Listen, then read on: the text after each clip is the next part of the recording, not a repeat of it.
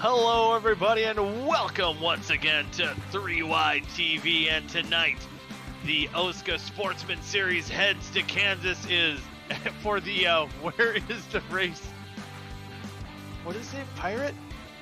What? I can't see it. It's fuzzy. Arkansas? Okay, I'm confused. 130. I'm confused. 130 is what it officially Definitely is. 132, but not. Okay. 132. That's right, because we do have a change in the halves, but where is the race, Pirate? Carlos, you're gonna have to explain. Am I too young? Or old? You ruin everything. I do. I do. I'm terrible. But anyway, we're here. Just because a Kansas. pirate goes arg! Oh, Arkansas. Me. Oh, we caught up awfully slow here tonight. But tonight, joining me as fellow captain of this ship, Matt Bayuk, and of course, Carlos is ruining his fun. And Matthew. Anyway, pirate voices aside there. A lot of drama heading in here tonight. We kind of ended last night's or last week's broadcast with Kian, who is now your points leader by 10 points over Indelicato, who last week were teammates.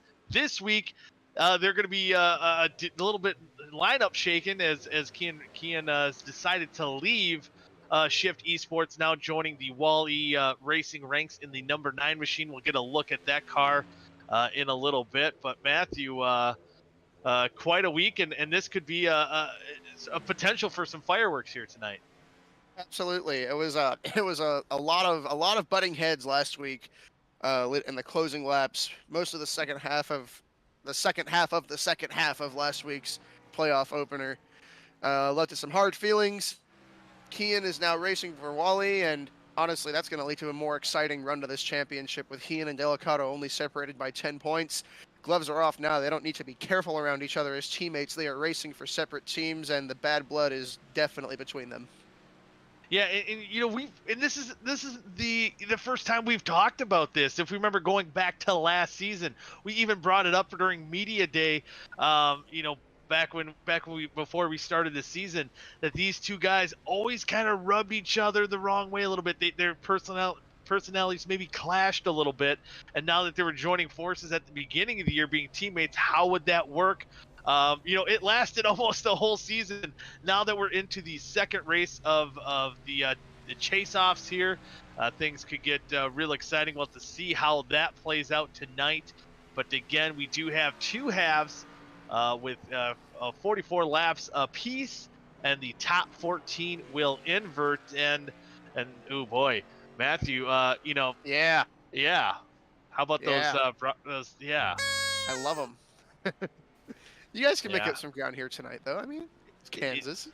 Anything could happen, and we do have some guys we maybe normally don't see up in the on top of the leaderboard for practice right now.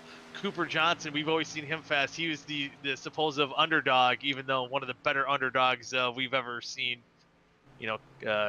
Being right up there in the mix of things here. But Timothy Conrad right up there in second place in points as well. Gilberto Javier Gamera in third in the speed charts, and Dave Carpenter running fourth. He had he's running fast in the strictly stock race here before this event went on. And how about Nathaniel Cherry rounding out the top 5, and he's going to move from that 15 car to Kian's old ride in the number 11. So it'll be a very familiar car, and that we've seen Kian run up until this point tonight. So I'm warning you guys out there watching, and especially me trying to broadcast this race. I'm hoping not to mix it up, so I'm going to get it out of the way now. The 11 now is Nathaniel Cherry, and again, Kian will be running that number 9 Wall-E Racing Ford here tonight. So that'd be a big driver's change here. And now that we had qualifying started, Matthew, what do you kind of expect going on here at Kansas tonight?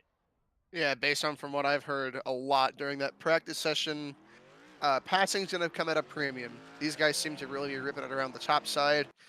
That will lead to, when it gets a little strung out, Might not be the most thrilling, action-packed thing because it's going to be a lot of guys saving their rear tires, trying to not drive the crap out of them and ruin their stuff.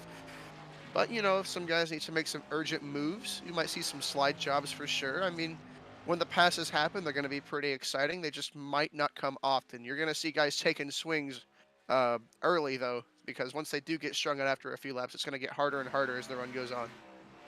Yeah, and that's kind of the general consensus too that I've heard from the few drivers that I've talked to, and hearing a lot of the drivers saying, as we see Brent Jones get out on track for qualifying, right where he came right out of the pit entry there, but right behind turn 2 exit. I heard that could kind of be the calamity corner here tonight. Kind of a combination of depending on how you hit that corner, because I believe it's progressive banked here at Kansas.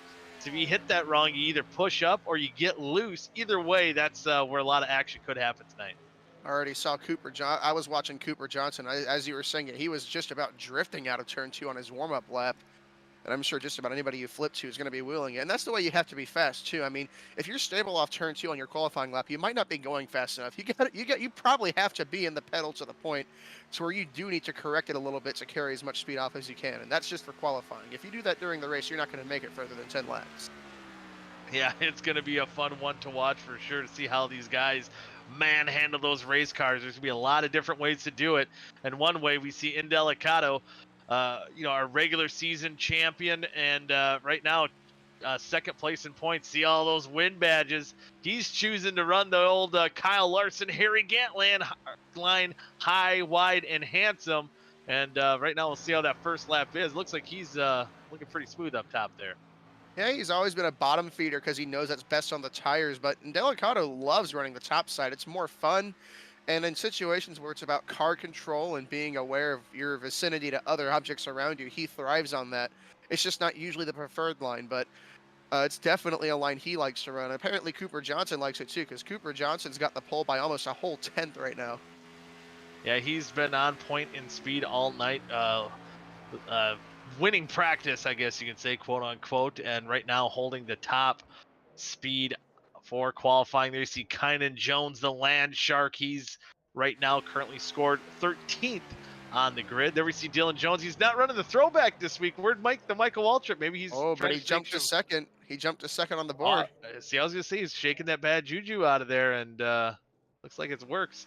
And how about that? We just seen that 15 car on screen for a brief second there. Tate Lytle running that car, so it's weird not seeing him. I think you said before we went live, it's weird not seeing him A in a 56 and B in a Toyota. So a little bit different colors there for Tate Lytle. Yeah, absolutely. And the departure of Kean from the team did leave a bit of a gap there in the roster. And Tate actually, believe it was actually Tate that came to the team and made the search pretty easy. Just so viewers are aware, it should be Tate in the car for Kansas, USA, and Homestead. And for the Charlotte Roval, it will be Chris Worrell, who I don't believe has yet made an OSCA start. I believe that would be his season debut in this car. Isn't that Daytona Road next week? League debut. It's Charlotte Roval because Daytona Road setup got eliminated by iRacing. Thanks. Oh, that's right. My bad. That's weird. What are you doing, iRacing? Right now, the guy. This one's on Vic. Yeah, we're playing Vic. Go for it. Blame me. I forgot to say the setup. My bad. I mean, how are you supposed to know? Cooper Johnson still on top of the leaderboard. Austin Beers making his return to the OSCA Sportsman Series here, moves up into the fourth position in qualifying. Damian Leininger, he was having some struggles in practice. Was talking to him. He said, well, he says this to me no matter what. He said, "Don't pick me." But right now, currently sitting in the top 10 in the standings. Now, Dustin Dewar, DJ Weeks, Tate Lytle still out on the racetrack, yet to make their laps, but they got to get their laps in a hurry as the clock is against them. DJ Weeks moves up to 12th on his second lap. Don't know if Dewar is going to be able to get his in. Dewar moves up to the 4th position, right at the buzzer. And that it doesn't look like Tate Lytle got a lap in. He might have came out too late. But with that, we'll get our picks in before we can do the grid. So, Carlos, it's on to you. No, it's not. Yeah. Oh wait, no, That is, you're last. It is. Yeah, you're right. You're right. He's not used to this. This whole last thing. Oh man, I'm gonna go with Tate Lytle. All right, Tate All Lytle. right. Man, that guy, this kid's looking fast. I'm going with Coop. I'm going with Cooper Johnson. You're taking Cooper Johnson. All right. I got choices. I think, it's been a little bit since he's been here. I'm gonna take my man Austin Beers there. Ooh. In the 19 car. I'm going with Austin Beers tonight. So it's going to be a fun one to watch. But with that, we'll get you through the lineup here for half number 1. And on the pole is going to be Cooper Johnson for Beers Motorsports in that Toyota. And he's out of South St. Paul, Minnesota. And alongside him in the number 03 Mountain Type Motorsports Chevrolet out of Denison, Texas, it's Dylan Thomas. Starting third tonight in the Me-Fine number 6 Wally Racing Ford Mustang from Pinchton, North Carolina. It is Zach T. Evans. To his outside, starting fourth in the number 32 Do Good Motorsport Chevrolet from Medford, Wisconsin. It is Dustin the Dragon Dewar. And starting in that 5th position in the number 19 Beers Motorsports Toyota out of Northampton, Pennsylvania, it's the short track kid, Austin Beers. And alongside him in that 6th position, we'll have to keep an eye out on him tonight. He's got blood in the eyes. I don't know where I was going with that. But anyway, it's Nick Delicato for Shifty Sports Ford. He's out of Syracuse, New York. Starting in 7th in the number 10 S2 Racing Team Mustang from Asheville, North Carolina, it is Ty McIntosh. His outside is Ray Bracey, starting 8th in the number 80 Wally Racing Ford Mustang from Charleston, South Carolina. And starting in the 9th position in his new Wally Racing Ford ride in that number 9 Ford. And he is out of Highland Heights, Kentucky. It is Kian Raleigh. And alongside him in the number 12 South Shore Racing Chevrolet out of Bakersfield, California, it's Damian Leininger. To row 6, just outside of the top 10, it's the number 86 In-Law Racing Chevrolet from Yulee, Florida, John Lynch. To John Lynch's outside is the number 14 Weekend Woodsman Chevrolet from Wyoming. It's Alex Kenton starting 12th. In the 13th position in the number 18 In-Law Racing Chevrolet out of Virginia Beach, Virginia, it's DJ Weeks. And alongside him, it's Mr. Sugar Moon himself. It's Adam Peeler running for the Nurse Aviator Racing Chevrolet, and he's out of South Carolina. Starting 15th in the number 11 Shift Esports Ford Mustang, not Kian Raleigh, it is Nathaniel Cherry from Alberta, Canada. To his outside, the number 96 of Adam Tepe for South Shore Racing in his Chevrolet from South Bend, Indiana, starting 16th. This is a guy I want to keep an eye out here during the race, starting in that 17th position on those long runs. It's David Carpenter for Three Pedal Mafia, and he's out of New Jersey. And alongside him in that 39 Mountain Type Motorsports Chevrolet out of Thomasville, North Carolina, it's Jordan Tarbell. Longtime veteran of the series at the twilight of his sim racing career, starting 19th is Dallas Myhand, the number 26 Shift Esports Ford Mustang from Struthers, Ohio. To his outside is the number 16 Chris Gutierrez racing for Nurse Aviator Racing in his Chevrolet from Kansas. In row number 11, we're keeping up with the Joneses, but on the inside in the 21st position for In-Law Racing out of Blackwater, Queensland, Australia, it's Kynan Jones. And alongside him in the number 89 Mountain Type Motorsports Chevrolet out of Dorr, Michigan, it is Brett Jones. Talking about guys we want to keep track of, Timothy Conrad, starting in 23rd, was fast in practice, didn't quite get his qualifying lap dialed in. Conrad for the Weekend Woodsman from Ohio.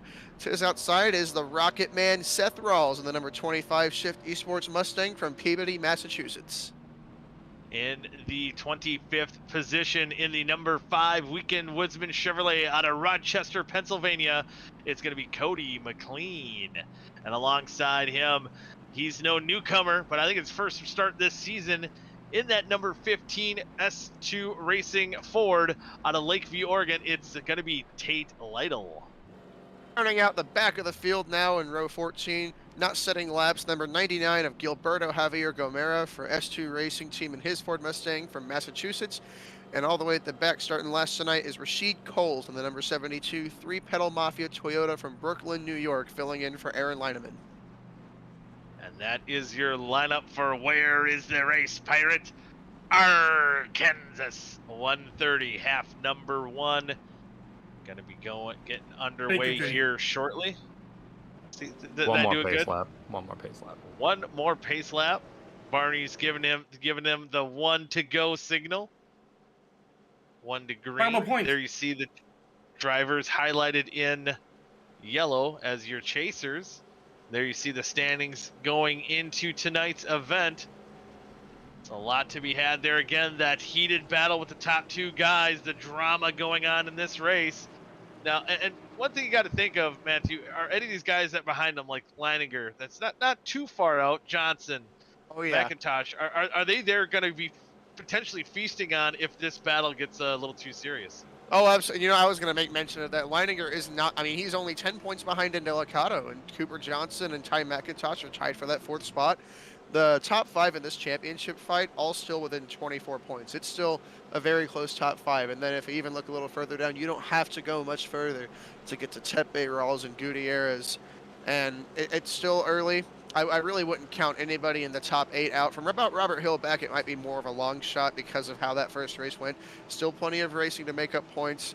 But just to go back to the original question, yeah, Leininger, Johnson, and McIntosh, all very, very, very much within a swinging distance of those top 2.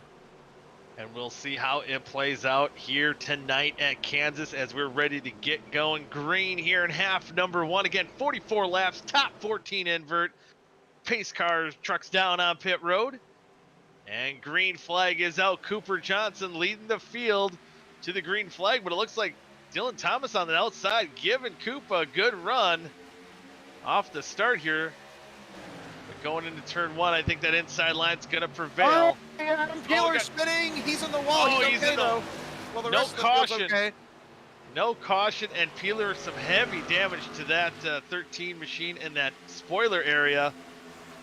And man, oh man, we'll maybe see if we can get a replay and see what happened there to start this event. Cooper Johnson does take the lead. Dylan Thomas, though, he's got Zach Evans and Dustin Dewar battling right behind him.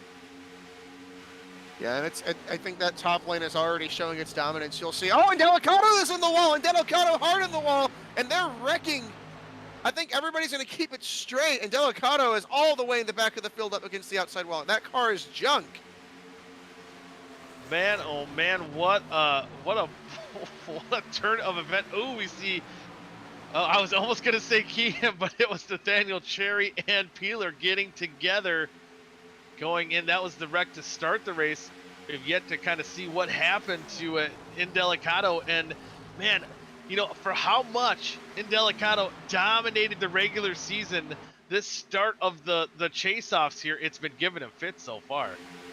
And you know, Indelicato and Keehan has considerable damage on the front of his race car too. Both of our top 2 in the championship are already wounded. Of course, Keehan can still run up there in the top 10. Bracey got a big piece of that too in Kenton, but Indelicato, that thing's junk. I don't know what he's going to do for the rest of this race besides ride around and hope for a caution. He's going to have to come back in half 2 to make up ground. Yeah, and that's the worst thing if you're rooting for that number 4. Shift Esports Ford. It's not looking good to start off the round number 2 here of the playoffs. But right now, you got 2 chasers kind of breaking the mold, leading this race with Dylan Thomas and Zach Evans. You do remember that Zach Evans did qualify in for the chase-offs, but did end up relinquishing his chase-off position. And I believe that was the one that went to Timothy Conrad. And still making his return, and good to see him running that Me Fine throwback car, the contest winning throwback indeed. And they're reducing. Look at that little shit-eating grin. He's having fun. Hey, He's having a good time. Yeah, he's proven here he deserves to. I mean, hey, he qualified for it. He couldn't end up racing it. I mean, hey, he's showing here. This is why he qualified for that top 16 chase-offs. He can run up front. He can. You know what? I like the Michael Jackson gloves. He's rocking this week. Oh yeah. That's a nice touch. Actually, you know, they're probably real racing gloves there. The more I look at them, but you know what? I'm still going with Michael Jackson gloves. I love it. Doesn't like corn, although I think that caption's been there for a while. Yeah, I think that was from Iowa. Carlos, you got to update the. That was in Iowa 2 years ago. 2 years ago. 2 years ago. Wow. Well, hey, Still doesn't like corn. Still doesn't. We tried to get him to like it, and it's just not working. Man, you know who's looking real good right now? Dustin Dewar, top guy in our chase-off field, just made a dive bomb or a slide job pass on Cooper Johnson. I'm really hoping his tires keep up as the run goes on, but he's looking really good early here. And then we do see a battle also for the lead, as we'll see if that grin comes back from Zach Evans, as he's going to try to take a battle for the lead here, as he's looking on the inside. Nothing doing right now. And as you said, you know, Matthew, that passing's going to be a premium. It's going to be a tough work for him to pass that car on the inside. You almost kind of have to do, I stated earlier, kind of do a little dive bomb slide job to kind of get around these guys. I'll say for sure, I'm seeing a lot more usage of the bottom and middle lanes than I thought. I mean, you can look throughout the pack. They are kind of spread out almost through all 3 lanes. I really thought it'd be a lot more riding around the top side. Now, as the tires age, I don't really know how you'll be able to hold it down there, but at least early on in the run, I thought you'd see guys all up lined around the top of the track, and, well, they're everywhere. Yeah, they're spreading the cars around. It's been fun racing to watch. Oh, Evans! See him working that wheel, drifting right up to the edge of that wall, and I'm looking through the lineup here and seeing how guys are moving up, down, all around here. And 2 guys that we kind of made note to keep an eye on. Timothy Conrad up 8 positions up to the 15th position, and Tate Lytle, who did not take a qualifying lap, he is up from 26th to the 16th position. So those guys are moving up to the front. You know, I don't know how I missed him. DJ Weeks started 13th, and he's in 7th. Oh yeah, I totally missed we were gonna have DJ Weeks this week. I think Caution's out. Kian Raleigh, he's in trouble. Yeah, he spun around. I don't see any more damage on that race car. So that will bring out our first yellow. Oh, this is interesting. That was from the earlier incident. Oh wait, no, never mind. Yeah, there was no new damage on that race car. This is an interesting one. Uh-oh. I don't really... Uh-oh. Oh.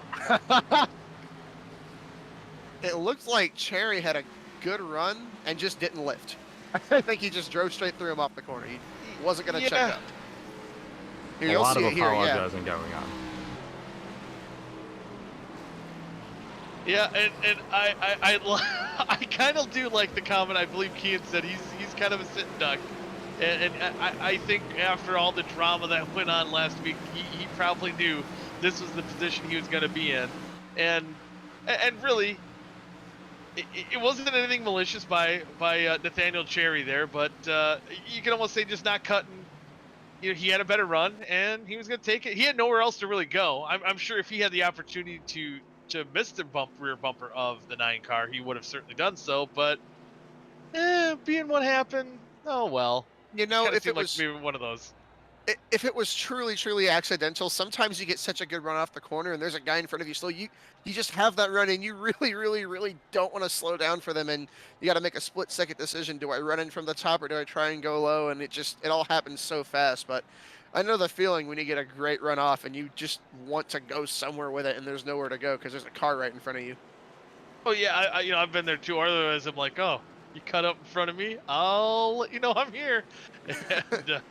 And you know, that's certainly just adds to the drama there. But so far, Kian not hitting anything. He's currently comes out of the pits in the 9th position. So one thing we didn't talk about is I believe it was 30 to 35 laps. Vic was kind of giving us the rundown on fuel. We're good from here then, just about. Just about, and he's. I think Vic was saying, was it after 14 you'd be definitely safe. So we're still in the, you know, you might have to conserve a little bit if it does go green. You better be coasting right now. Yeah, don't want to burn your stuff up. I mean, certainly on the possibility of making it, especially with these caution laps. Yeah, you better be coasting under caution right now, saving every ounce you can, because especially with how momentum-based this is. This is a difficult place to save fuel with how much momentum matters and how much on-throttle time. If most of the saving fuel needs to be done right now while these guys are crawling around the racetrack, and they've only got like a lap because we're about to go green. Yeah, 1 lap to green. Dylan Thomas, just for Matthew's note here, he is the leader. He does choose the inside line, so that is the proper leader. Oh, yes, thank you. I just don't want to play any tricks on you guys this week. Yeah, I don't right, want to try yeah. and fool anyone. Yeah, Yeah, I meant you're to not do going to it. fool me this time. No. But after the cycle of pit stops, we do see Tate Lytle did move up now in the top 10, in the 10th position. Really? Yeah, Did he so win there? Oh, he took 4. Okay. It's yeah, good so pit stop.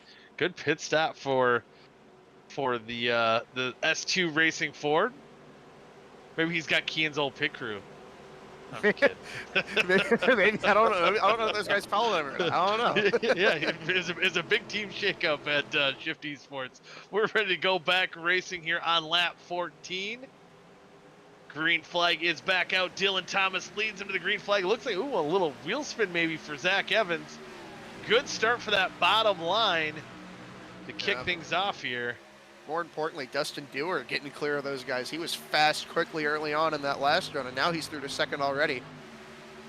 See if we can hang on right now. Again, the best chaser. Oh, contact! GJ Weeks almost went spinning towards the inside. He's fine. There was big contact there between he and Damian and Beers. There were 3 wide off of 2. We got another car in the wall. This seems like a lot of cars with a lot of contact. We see guys, a lot of 3 wide, 2 wide action here on these restarts, and things get tight. There's been a lot of contact early on in the going. You see Damian burning that inside line. I was just seeing Damian. Wow, he's really burning that inside line. He's up to 4th right now. Yeah, especially these cars are not very happy as Gutierrez almost completely spun off of 2, especially on fresh tires when there's no heat in them. This racetrack is only 66 degrees right now. So with it being this cold, there's not a lot of grip for the first couple laps out. Things are going to start to get a little bit better now, but the most unstable and quite frankly terrifying conditions are right as that run starts. Man, and speaking of terrifying conditions, these 3 chasers running for that second spot. They're battling to be the best chaser in the field. Dewar squeezes up in front of Cooper. Ooh, that could have been bad. And Damian right there, he's taking advantage of maybe Cooper having to lift there a little bit. And he's going to take over that 3rd position. Huge opportunity for guys like Damian and Tyler with Kian Riley mired back in the 13th spot and Delicado's car wounded beyond contention at this point. Kian can get himself back up in this race, but this is a huge opportunity for those guys who were just talking about pouncing. They got to pounce now. This is it for them.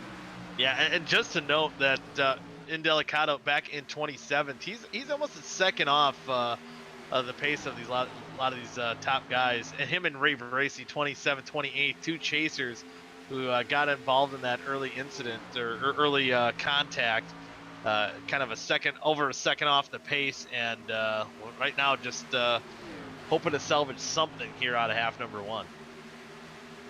Yeah, it's looking Beers and Damian are battling relentlessly for this 3rd spot here.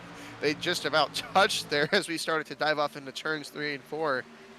I can't quite decide what the dominant line is. It looks like the bottom is easier to make passes on. You do get runs off the top, but if you can run the bottom right, the run you get off the top isn't enough to neutralize going the shorter way around the track. And I think it just depends on the driver and how they can run each line. Yeah, it's going to be interesting to see how it plays out here. Now Beers is kind of moving all over the place. Almost in the wall. Dewar jolts up on a corner exit. And I wonder how that's going to make his right front happy on the longer run. Even Beers, he seems to be digging it pretty hard.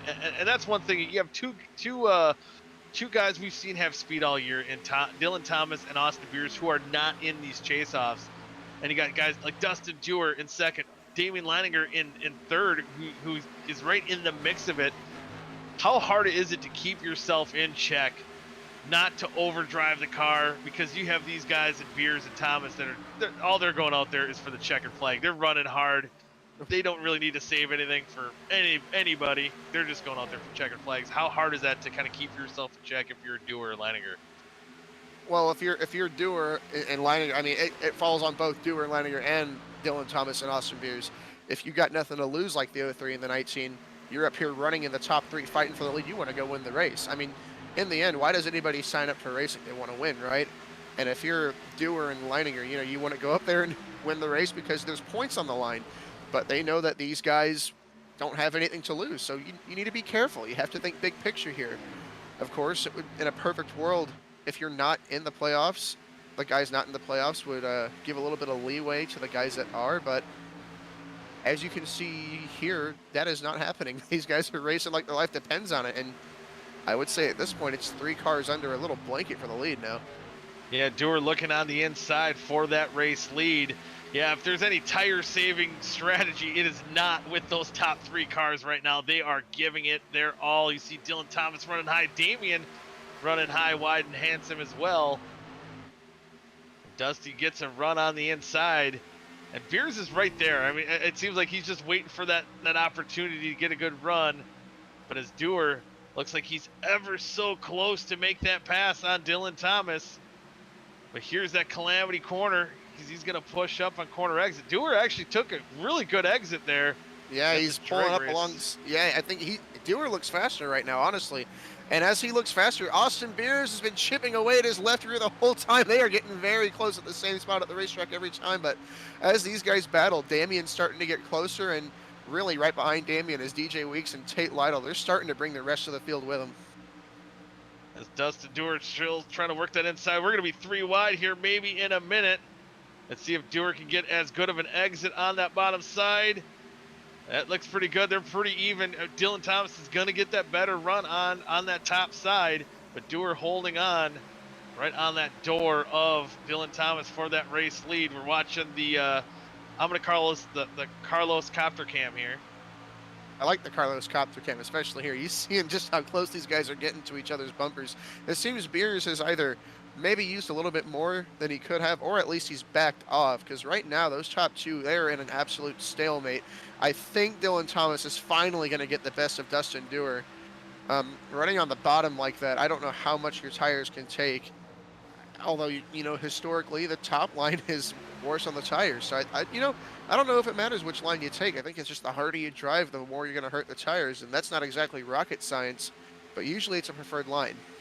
Yeah, and generally too, I think here at Kansas, the way this car, it's kind of loose and pushes at the same time. It could be hard on, especially that right front tire. But here, Dewar again. He's going to give us. Oh, that was a power move. Wow, he hung it all out there. What? And Dylan luckily lifted a little bit. Dustin Dewar takes the lead with only 19 laps to go. That would have been different with 2 to go. Well, that would have been a very different result with 2 to go. And Dustin Dewar is running for his life now because Austin Beers is on the outside of Dylan Thomas, and right behind Austin Beers, everybody. DJ Weeks, Damian Leininger, Tate Lytle, everybody is here. So Dustin's got to run. Dustin better run. Right now he does have almost a half-second lead over this battle here, but it looks like Austin Beers almost ready to break away from Dylan Thomas. Now he's got to run that bottom side. He's been running that top side pretty much for the past 10 or so laps. And Damian getting a good run in the middle. And if anything, this is exactly what Dusty wants to see. These guys battling out for that second spot. Absolutely. I gotta love. I love. Listen, it was a risky move, but he knows that Dylan Thomas is not. Dustin Dewar knows that Dylan Thomas is not in the chase-offs. He took a calculated risk there that the guy was going to cut him a little bit of slack. And when you're fighting for a championship and the odds are stacked against you, those are the chances that you have to take. And he took the chance, and boy, did it pay off, because now he's got the track position, he's got the clean air, and he's got a gap to manage over Tate Lytle, I didn't even notice is the guy who's worked himself up. And the second is Damian sideways. He got contact from Beers. He saves it. He caught up right in front of the 19, made some contact, able to save it. Now they're the 4-car battle for the 3rd spot as Tate Lytle looking to break away. He's been fast, working himself from the back. Oh, of the contact! Now to More contact. Beers on the wall. Man, we thought the revenge would be from the 9 and the 4, but the 12 and the 19 battling it out right now. You know, strangely enough, Damian held his line and Beers pedaling it in the middle of the corner. It looks like he actually got a little bit loose and drove into the wow. door of Damian Leininger. Put himself in the wall there. Beers recovered nicely, didn't lose that many spots, but that race car's a little wounded now. And speaking of, Kian just a moment ago, he is salvaged himself after that spin. Now moves up into that 8th position, working his way up past Austin Beers. And he's trying to continue. Now he's going to be against his old former teammate boss in the Rocket Man of Seth Rawls. They're going to be battling maybe for that 7th position soon. But it looked like from a lot of these guys that were battling hard for that 2nd or 3rd spot, Dylan Thomas, Damian Leininger, they have definitely dropped off the pace here after running that hard. Yeah, absolutely. And, the one interesting thing to me is Tate Lytle. He wasn't up there battling hard, but he restarted 10th and drove his way up to 2nd. And it seems almost as if he's got the best tires in the field. And it's effectively a 2-horse race now, as you were talking I would sure about hope so. Yeah, after all that, how hard everybody else was racing. Yeah. Their tires are gone. They are too far back, and slowly but surely, Tate Lytle is reeling in Dustin Dewar by about a 10th a lap. At this rate, he should catch him in about 4 or 5 laps here. Good. Yeah, it looks like he's closing that gap pretty quick here. Oh, I forgot. Carlos picks Tate. Wow. I'm like, why is he so aggressive? Oh, he picked Tate. So that does make sense there. We got some lap traffic coming up here, by the way. Ray Bracy, not very far up the road, and Delicato even a little bit further up the road. I don't know how much those guys are going to affect. It is something the leaders will have to get by. Yeah, it's something they'll have to manage to work around. And that last lap, Tate was almost 2/10 faster. Now he's looking on the. He's looking. It's not a matter of the time. It's a matter of car lengths now, as we hit 11 laps to go. And the battle is still on between Damian and DJ for that 3rd spot, but it's definitely the battle for the lead. That's the focus here now. Tate Lytle showing up, just having some fun tonight. It's Dustin Dewar, the guy that really needs a win. And if anything, just don't junk it. He's got to finish up here too. Some huge points are on the line for that 32 car, but he's going to fight with every ounce in his body to try and win this thing. Yeah, now he's trying to take the lines away from Tate Lytle as they are approaching that lap car of Ray Bracy, that wounded number 80 machine. See, and now they dive into turn 1, working around that lap traffic. Oh. Dusty gets around cleanly, but it might not be a bad spot for Tate. That might help, but oh my goodness. See, each lap it's going to change which line. If I'm Dustin Dewar, though, I think I'm going to try to take the top line as much as I can. I mean, his tires are undoubtedly a little bit more hurt than Tate's, and Tate is always so good and consistent on these long runs. Dustin's going to be able to generate runs off the top to defend, although he does not seem to care. He gives the top to Tate. He's still taking the shorter way around the racetrack. Kind of choosing the middle line here. He's going to cut in front. We see gets back off. Is that a little damage? Tate backing off. He's again maybe running Dusty, knowing that he's battling for a championship. Dusty has had that damage for a long time now. Yeah, yes. I kind of noticed it there, but I was wondering when the heck did he get that from? But either way, it hasn't affected him as both these guys have pulled away from 3rd place Damian Leininger by quite a bit now. They're almost 2 seconds ahead of the rest of the field. This is a cool camera angle, although Tate's suit does not match the car. I mean, it is a fill-in. He just hopped in the car. Yeah, he Shift did not make him the driver's suit yet, as now Tate is on the inside looking for the race lead. Can he get that run off the corner? Almost making contact. Woo! 7 laps to go. Dustin's still got a quarter panel, and Dustin's going to need a really good run off the corner here. Tate drives it in deep. He's going to slide up. Dustin's got to capitalize here if he wants it back. Is he going to pull that crossover move? And he can't quite get it done. And now if you're Dusty, again, he was fighting kind of a losing battle, I think, just with the tires alone. But if he can just manage the 2nd place run, that would be, I mean, again, not a win, but being the top chase-off driver, that, kind of a win. He wasn't done. He really, really sailed it off down into 3 and 4. I don't think he's done trying to get this race lead yet. He's still stayed close to Tate, but he's certainly at a disadvantage here. Yeah, right now that last lap again, that 10th of a second difference. Oh! Ooh, Dylan Thomas in the wall as an early race leader. Well, hang on now. Struggled. Dustin Dewar's to the inside of Tate Lytle. Tate got in the wall off of turn 2. Tate got in the wall. That opens the door for Dustin Dewar, and now we have lap traffic. And the Delicato gets to the inside, lets these two boys fight it out. 5 to go. Huge moment from Tate Lytle. He didn't just scrape it, though. He got the wall pretty good. Oh, and got to he be on pushed up full again. Yeah, Dustin's got to be on full attack here. Tate's going to be able to drive away if he pushes as hard as he can, but Tate's got to be careful because that car will behave differently now. As Dustin, I like what he does there. He shoots to the outside trying to get the run off. I mean, he's got a chance now. The tire difference is not nearly as big now that Tate has damaged that race car. Yeah, he's definitely maintained that gap, and he is right there on the back bumper of Tate Lytle here with now 4 laps to go. Here we're watching another battle back in the field here between Zach Evans and Dylan Thomas. Excuse me, as Zach Evans takes that position away, but Thomas battles back on the outside. Whatever happened to Dewar, he just lost a lot of speed. I don't know if he scrubbed it. He was in the outside wall. He drove it in deep and grabbed the wall. That might be all I mean, he's going to keep trying, but that might be all she wrote. The gap is pretty large at this point. Man, you cannot, that's one thing I will say about Dustin, the Dragon Dewar, never giving up, never giving in. And he tried to make that move. That could have been his last attempt as he's still falling back pretty consistently from the 15 car of Tate Lytle. But 4th. the thing is, he's got to make sure he can hang on for that 3rd position, as we do have a battle for 4th as Cooper Johnson is now working his way back up. And right behind him, Kean Raleigh, looking pretty stout right now. Yeah, very impressive comeback drive from Kean. Another opportunity to take points from his championship contender and now foe, who, by the way, is right in front of him on the racetrack.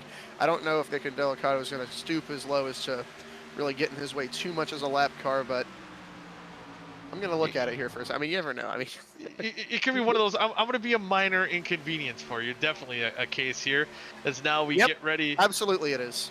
It was a minor inconvenience. Nick Delicato came from all the way up on the wall to right down in front of the 9 car in the middle of the corner. He was absolutely inconveniencing him there. Although there's not enough race car left in that 4 car. Oh no, he's driving it in deep, and Delicato is certainly inconveniencing the 9 car. He's trying. So that battle continues. Oh! Contact.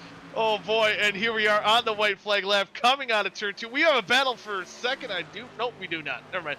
But coming out of turn 4 is going to be Tate Lytle coming from the back in 26. He's going to win the race. Dustin Dewar, the underdog, comes in second. Damian Leininger 3rd. Cooper Johnson 4th, and Kean Raleigh will narrowly round out the top 5 after some hairy moments. So, woo, who wrote the script up for that? Who predicted that? Who called that? I did.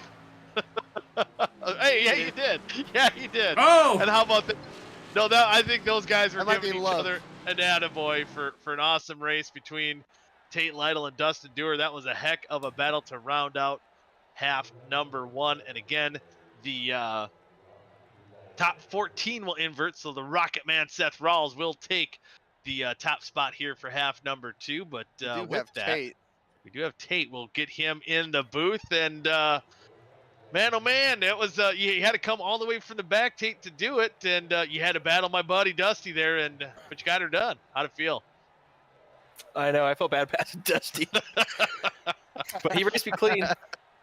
I said in the chat, I'm like, anybody else has been doing this long and in this position probably would have wrecked me off a 2 there when I got in the wall. So much respect to Dewar, but yeah, it was pretty good.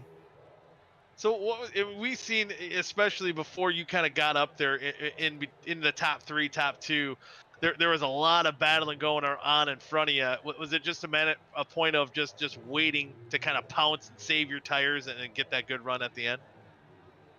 No, I didn't really know what I had. And I don't know. I think they just all kind of roasted their stuff off. I don't know if it was really me saving. It was just them roasting them off. Well, I mean, that's because fair. once I got underneath them, it was. I mean, I cleared Beers and somebody in one foul swoop down in 3 and 4. So I was like, man, their tires must be hot to trot right now. Yeah, it was hot in the trot as they kind of then it kind of made the 2-horse race between you and Dewar, but with that too, now we're going on to half number 2. You kind of got that feel for the car. You'll be starting back in the 14th position. What do you kind of expect? Do you expect anything big difference? Any big differences from half number 1 to 2? I don't know what to expect, man. I'm just happy to be here. Hey, that's right. That's right. You know what? And one thing we noticed with your in-car camera, we know you're a relief driver. You were just named last minute because your suit does not match the car. Hey, sometimes you gotta do what you gotta do around here. S2 Design, thanks to them, and thanks to Days Gone By Vintage Racing Apparel, and thanks to Mr. Vic Bloom for allowing me to come in here. And shout out to Dusty Dewar. That man was on a mission right there. Hope he has a good run here in race 2. Yeah, it was a good run for him indeed. So I'm going to have you call your shot. Where are you finishing half number 2? Somewhere between 1st and 28th. Perfect. I love it. All right, Tate. We'll let you get ready for half number 2, and congratulations on the win. Thanks. Hey, you know what? I think I like the shot he called. It's going to be, I think he's got a good shot at doing it. Matt, are you eating? No, I had a lot of notifications. Oh, okay. Well, how about we do the second half predictions? Yeah, let's. Yeah. Well, who did you pick, Jody, in first? I know. Carlos was Cooper. picking. You picked Cooper. All right, I'm picking first then, because my guy smacked the wall and finished 13th. Thanks, Austin. Love you, buddy. I think. How do I not go with Tate Lytle? What? Yeah. Yeah, that's right. Yeah. What? Hey man, I can't let you have him. You just won. You're the points leader. That's fine. I gotta That's fine. protect the That's points fine. leader. I said that's fine. Gap management, my friend. Gap management, my friend. You know what? He had a rough go of it. I'm thinking the new driver of the Wally Racing Ford in the number 9. I'm going with Kean Raleigh here. I'm gonna go with Dustin Dewar. Oh yes, I was hoping one of you would pick Dustin. Yes, I love it. Yes. And I thought you would have chosen him. Well, I don't want to be biased. I don't want to be like Matthew and just favor my buddies, my team. Whoa. I picked Austin. Listen here, pal. Okay. How do you think you got the points lead? I'm just kidding. I'm kidding. All kidding No, you're aside. right. You're completely right. Hey, you know what? The rivalries aren't just on the track; it's up here in the booth as well. I picked the guys I thought would win the race. I mean, look, I was right both times last week. What can I say? But in all seriousness, one thing I did like what I saw out of Dustin Dewar was that long run speed. We saw how hard he was battling with Dylan Thomas, and yet we were able to see him pull away from the pack and at least have a puncher's chance to fight for that lead with Tate Lytle after he did lose it in those final closing laps. He will be a guy to watch out for, but he is going to be starting back in the 13th position right alongside Tate Lytle in that row number 7. So that's going to be interesting to see those guys in the back as now we see some of these guys up front. They got that clean air. This could be a whole different ball game, and I'm thinking Rocket Man, he looked pretty stout there as well, that he could have a good run starting on the pole here. Old Rocket Man there, he didn't have a great go at it in qualifying. Qualified 24th, ended up in the race 14th, which is pretty considerable given all the chaos and how difficult it's been to pass. With track position now, he definitely could have a shot at winning the race and even put together a good run. But I just want to speak again to Dustin Dewar. I mean, usually when you have guys jump up there and race their butt off for the first 20 laps of a race, you're going to expect them to fall back. And we did have some guys fall back. Dustin Dewar pulled away from the pack and just about won the race. So, I mean, and it doesn't matter who you are. It's impressive, no matter who you are, to race that hard to start a run and to finish it off racing for the lead either way. So, I mean, I'm really excited to see what he does here in half 2.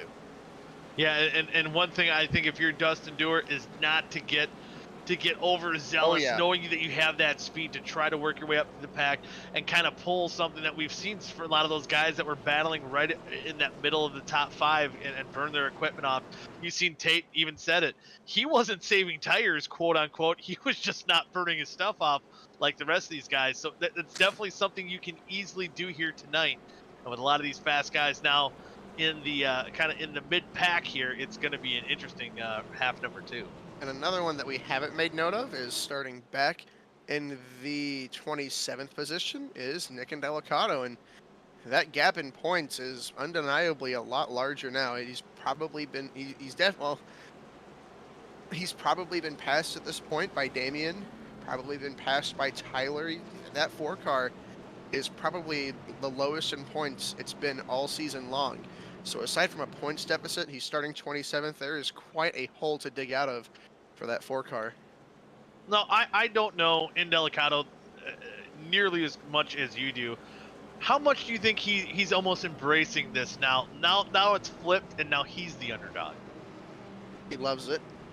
I mean, he likes to be in control of things and go out and dominate. There's nothing he loves more than that. But I've seen him before in championships before. He thrives under pressure, and sometimes it doesn't matter how good you are, things happen. But that 4 car, I mean, we saw it last week. He got in that accident while racing with his teammate and ended up finishing in the top 2 anyways. Is he better or worse in situations like these? I don't know, but he's certainly not one to back down. And you know he's going to be taking some swings here at it. Yeah, it'll be certainly fun to watch him fight from the back and keep an eye out on the left side of your screen for that 4 car to move up through the standings here relatively quickly. As the pace truck dives down pit road, the Rocket Man's gonna rocket the field to the green flag, and we are green flag racing for half number 2. And right now, good advantage for Rawls off the initial start, going to the inside. And Beers here, you know, starting on that outside. Oh, Tepe's loose! Tepe's loose! He saved it! Oh, and everyone's gonna get around him, but he's gonna lose all the track position. Wow. Oh, unfortunate for Tepe. I just can't believe that wasn't catastrophe. You get loose running the bottom in 3rd place. The whole field is piling into you. Everybody drove around him, and he kept all 4 wheels going in the right direction. That was impressive. That was a good job by everyone in the field to avoid that contact. But let's see if these 2 guys battling for the lead can avoid contact, as Austin Beers is looking to the inside of the Rocket Man Seth Rawls, trying to keep that rocket up front. But Beers, as we've seen him in half number 1 on these short runs, he is going to be digging it hard because, hey, he has nothing to lose. So, and you'll see here, despite a slightly better run up the corner by Seth Rawls, Beers does chop up in front and take the lead, although Rawls is not going to lay off. Oh, contact between both of them! I think that's going to be some pretty significant damage there to Seth. He's going to get the lead back, but not without a loss. Yeah, that was a pretty good hit into the wall there. Man, oh man, that's going to bunch the field back up. Wow. As I was going to mention, a guy who I think the only time we mentioned him was an early wreck in half number 1. How about Alex Kenton? He started back in the 5th position, but he's moved up now into the 3rd spot. Actually, there is a 3rd spot after Seth Rawls has fallen back. It's Dylan Thomas and Tate Lytle for the lead, but yeah, Alex Kenton taking advantage of his starting position and showing once again that given the track position, he's got the speed to hold it up front, and he's doing just that. But man, oh man, there's still a lot of cars. How about Ty McIntosh, who ran pretty decent in half number 1, wishing he could have capitalized a little bit more by Indelicato's woes. He's working himself, trying to work himself up. He's actually dropped a few spots on the start, but it looks like he has the pace, but right now getting held up by his teammate, the Rocket Man of Seth Rawls. That Rocket Man is, there are no afterburners on that Rocket today. It looks like that car is fairly wounded. I'm not seeing any raciness out of it as Austin Beers, what is happening to Austin Beers? He's off the pace, he's on the apron. Something wrong happened to that car. He got really sideways off the corner. And then as he was accelerating, it's like he shifted into third. It's like he shifted into 3rd gear or something. The car just shot all the way down. It looks like he still does have his RPMs. He's on the pit road now.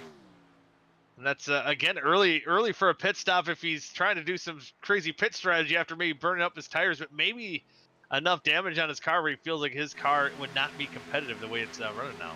That was weird. That was not. I'm pulling up a replay. That was like. Yeah, that was something went wrong. Something had to have gone. Yeah, as the 19 car on pit road, but guys who are moving, having better luck.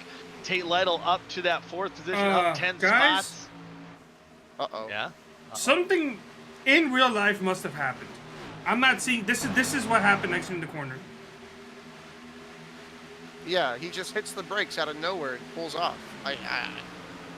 Oh, we got a wreck! We got a wreck! Tate Lytle and Alex Kenton, it's a big wreck! Huge wreck! Oh, And Delicato, cherry in the wall. Cooper Johnson and Delicato, Adam Peeler, Oh, Dave Carpenter. someone's flipped. Oh my goodness, what has happened? Ooh, Carpenter without a front. I think Bracy was off the ground. The wreck originated coming down the backstretch. Tate Lytle was driving by the outside of Alex Kenton, and Alex Kenton just came up, I think. I'm not sure. Yeah, I think Tate thought Kenton was going to give him the outside. Kenton thought differently. That's some heavy damage to some of those cars. Oh, man. See Kean getting through, Dewar getting through. Oh, man. McIntosh and Leininger took huge hits to their race cars. They got by without spinning, but lots of guys involved in that one. You're going to see probably at least half the field fixing damage. Conrad, who has been... Oh, Gutierrez was the one flipping. And the old Mark, wow, spinning like a top. And everyone's coming down pit road here. Here we're on board of Gutierrez. Oh, nowhere to go. He was committed to that top side, and then it was just a... Oh, my goodness. Justin Dewar got through unscathed, by the way. And just barely getting by, because right behind him was Nathaniel Cherry, who made some pretty significant hit to that outside wall. Yeah, there weren't a lot of lives spared in this one. There was, I think, if anyone got hit in this one, they got hit hard. Yeah, it was pretty significant damage. There's gonna be a lot in Carpenter here too. See him on the inside. A lot of nights being done early. Oh, absolutely. Yep. Or definitely there. Actually, Camara there did not look too bad. Did we notice the 35 car flipping over Brent Jones and Brent diving all the way to the bottom to miss it? I mean, can we get an onboard there for Brent Jones? That was... I don't know if you're going to see the car just about flipping over him. Yeah, I'll see what I can do. Let's see that in an instant replay. Oh, man. The 10, the 25, the 12, 16. He had committed to that line. Oh, Cooper Johnson with a hard hit there too, losing his... Oh my goodness. Wait, what? How did... Because Brent Jones now, after pit cycle here, he's in 7th. Kean Raleigh is now your race leader after all this mayhem here. I do want to... How did Brent Jones get through that? He got through it. Oh, man. Well, we'll get a first eye account here. We do have Ray Bracy coming out of the infield care center here, and he can maybe dissect what's going on here. Ray, we're watching a lot of replays here of that on board wreck, Brent Jones, by the way. We're watching Brent Jones here getting, I think, Timothy Conrad here flipping over Brent Jones. But Ray, what did you kind of see through this mayhem here?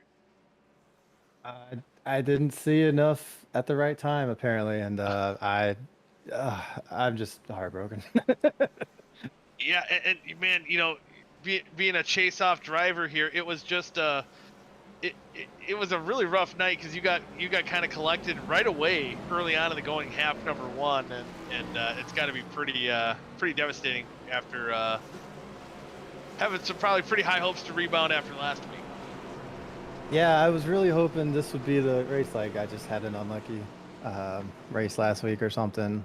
This whole season has been really great, but these two races, when it matters most, I've just either I ran out of skill or ran out of luck here. I'm just finding all the accidents here, and it's not anybody else's fault, really. I mean, I think I hit Gutierrez. I thought he was going to stay up high, so I go spinning down low, and then, of course, he bounces off the wall. And it's easier in retrospect if you look at it. It's like, oh, you should have just stayed high. But like in the moment, I'm braking, and I don't know, I don't know where he's going. It's basically a guess for me. So yeah, very, very heartbreaking stuff. I joined the chat here because I figured you guys probably saw me crash out for the fourth time now. It's been a rough night for you. Is there any salvaging that car to try to get back out there and try to gain any points you can? it is possible, but I'm just now about to get my required repairs out of the way, and I still have 6 minutes of optionals. So, and I assume they're once green right here. So I might try it out, and see what I can salvage. See if I can just steal a spot or two. But I mean, at this point, I'm already kind of lacking in the playoff points here. See what I can get, I guess. Yeah, hopefully see what you can get. But as we're going green here, any quick shout-outs you want to give before we send you away? Just shout out to everyone, Wally, you guys, and I mean this league. Even though I'm having a crappy time right now, I've been having a really good time the rest of the time. So. All right, well, best of luck to you here next week at the Charlotte Roval as we are back to Green Flag Racing. Thanks for joining us, Ray. Yep, have a good one. You too. And that was Ray Bracey coming out of the infield care center. We're wrecking again. Oh, and DJ Weeks goes around in another big one in the back of the pack. And Delicato, Kynan Jones, John Lynch involved in this one. Seth Rawls getting more damage. And Carlos just pointed the name, Dustin Dewar. If there's a lucky man in the field besides maybe the leader, Kian Raleigh is a playoff driver. That fourth place driver now of Dustin Dewar, he has a golden horseshoe shoved up you know where.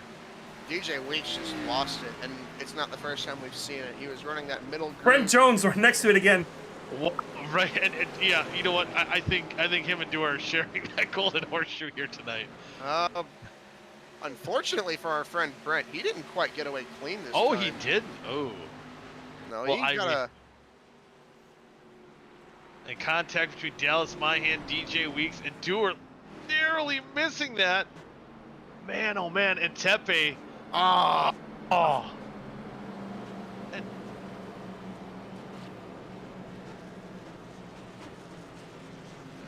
And Brent Jones, it didn't look like he got too bad of damage or maybe a little contact with that one. So, man, just another wreck here. And basically now everyone from 5th on back, or at least 6th on back, has some sort of damage. And we'll see what Indelicato kind of saw and see how much damage he got through this wreck. Yeah, he saw smoke in race cars. He didn't get out that bad, but certainly, I mean, he's already got damage on the nose. It's not doing him any favors. Yeah, it's gonna be a tough one to handle there, as regular season champion having some more issues here, sitting on I believe is he still on pit road now? He also missed the pit box. Yeah. I did miss the pit box. Oh, so he's currently scored 8th, but I'm assuming he'll be back down pit road to try to get some of that damage fixed.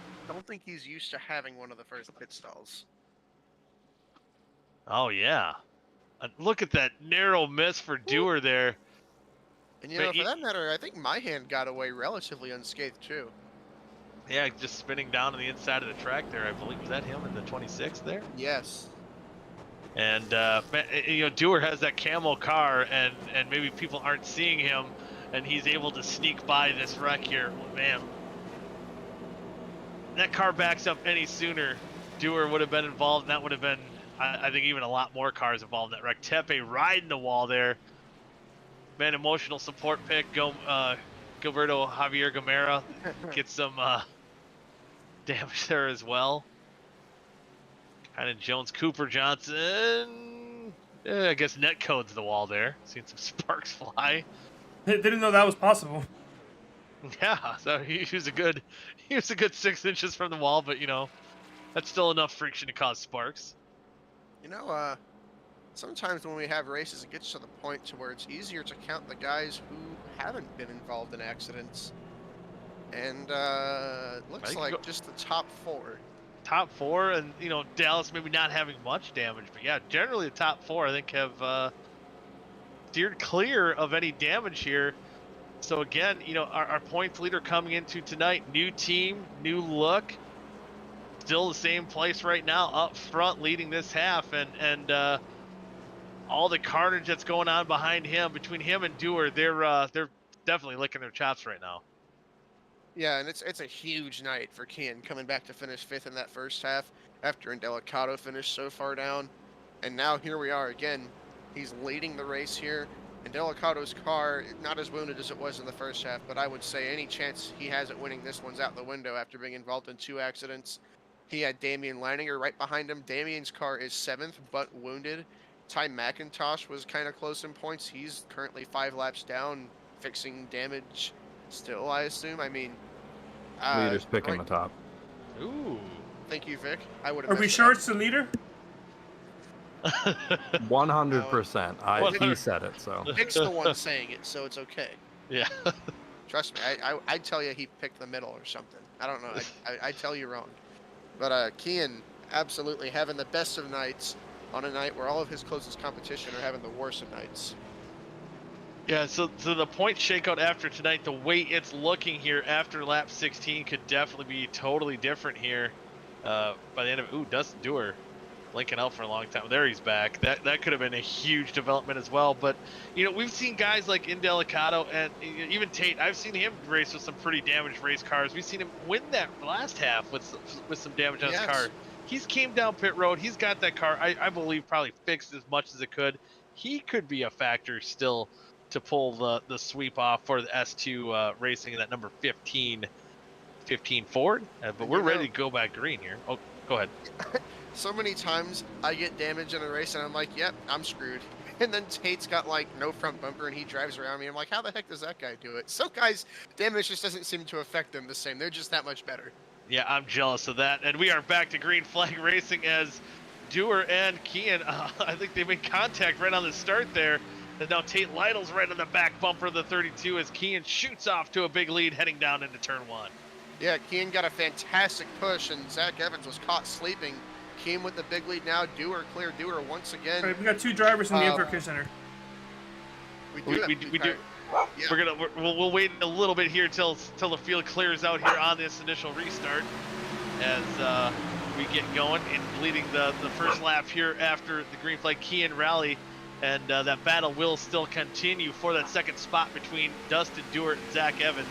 And we will bring in now a guy who's involved in the first, I guess you could say, first mayhem accident. I don't know if he's even involved in the second one. I hope not. But he's currently scored 7 laps down in 22nd. It's Ty McIntosh, and Ty at a night where it looked like he could have had some big ground gains to be had. Now you're sitting out on the track. What happened there? Ty, camera, Ty. Oh, we have the camera here. Everything that I didn't want to happen, to be honest with you. I haven't looked at it, haven't really talked to Nick about it, but I want to go ahead and apologize to him for whatever happened in half 1. Knowing that his season's probably thrown away, I'm gutted, and I don't even know what to say about that. I can't apologize enough to make it any better than it is.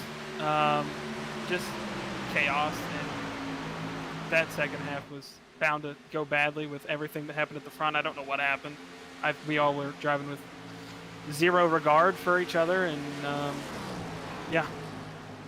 No, this is the second week in a row that we've kind of seen, a really clean half number 1 and kind of a chaotic half number 2. Is that something you kind of expect to see throughout the rest of these chase-offs here as, kind of points are at a premium now?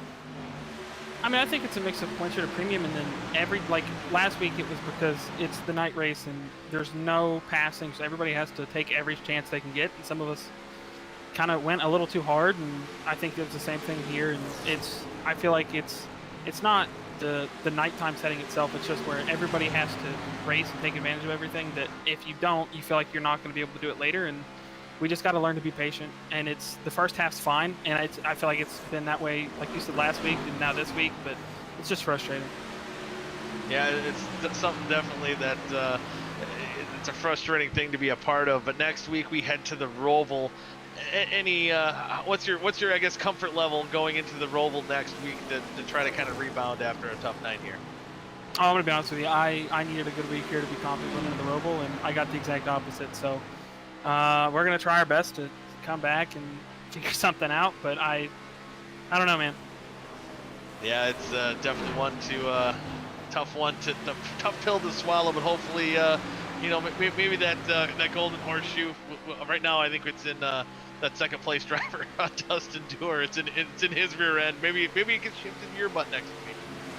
I'd be nice. Yeah, hopefully. But before we let you go, any shout-outs you want to give?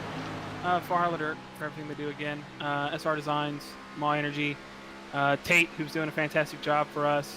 He's he's going to at least carry some of our points for S2 this week. But just can't thank everybody enough at Shifty Sports, and I want to apologize to Nick one more time. All right, well, thank you, Ty, and hopefully you have some better luck next week at the Roval. I appreciate it. Thank you guys for putting on the show. Yep, you bet. That was Ty McIntosh in the number 10 shift or S2 Racing Ford, and we'll get Gutierrez here in a little bit. But right now, it looks like Kian kind of pulling away. But Dustin Dewar, right now, the last lap, he's been matching his lap times. When you say matched, I mean like they were identical. I mean, so yeah, Kian was pulling away for a little bit, but I'm wondering if Dustin's going to be better on this long run. And I do think, by the way, Tate's gaining right now. At least if Dustin doesn't have anything to say about the outcome, Tate might. But as I look at it, Dustin's hanging on pretty nicely there to Kian. And we know once that 9 car gets out into that fresh air, he really excels out in the fresh air. It's going to be hard for anyone here to track him down. I do want to make note of Dallas Myhand, actually. Dallas Myhand running 5th was the fastest car on the racetrack last time around. Some of that might be due to a little bit of help from the draft, but nonetheless, he's faster than all the guys in front of him. He's putting together some nice laps.